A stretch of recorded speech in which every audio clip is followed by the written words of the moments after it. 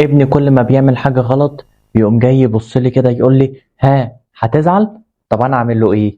لما ابنك يبقى عارف ان هو لما يعمل السلوك ده انت هتعمل رد الفعل ده، حاول انك دايما ما تخليهوش يوصل للفكرة ان هو قادر يعرف انت هتعمل ايه. لما انت تعرفه ان هو لو وقع الكوباية ولا فرش اللعب بتاعته على الارض ان انت ده هيعصبك، هيبقى خلاص هو عارف رد فعلك، فبالتالي عارف نهايتك ايه. لكن طول ما هو مش عارف رد فعلك هيفضل دايما واخد باله من تصرفاته، بالاضافة ان هو مش متوقع ايه اللي ممكن يحصل، فهيفكر كذا مرة قبل ما يعمل السلوك. بالاضافة ان هو لو جاي يعمل حاجة ولقاك انت ما تعصبتش وقمت جاي خدت الموضوع بان هو ايه التفاهة اللي انت بتعملها دي، هتلاقيه هو من نفسه بدأ ان هو ما يعملش السلوك ده او ما يعملش الغلط ده، وان هو كمان اللي بيصلحه وبيسعى ان هو يصلحه، لان هو شاف منك رد فعل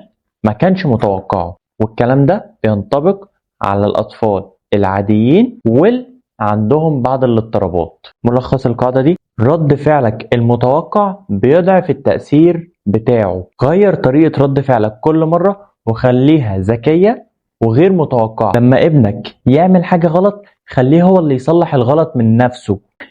المفاجأة الإيجابية بتعلم أكتر من العقاب. وبس كده، كان معاكم هشام عماد، والسلام عليكم ورحمة الله وبركاته. بالشفا.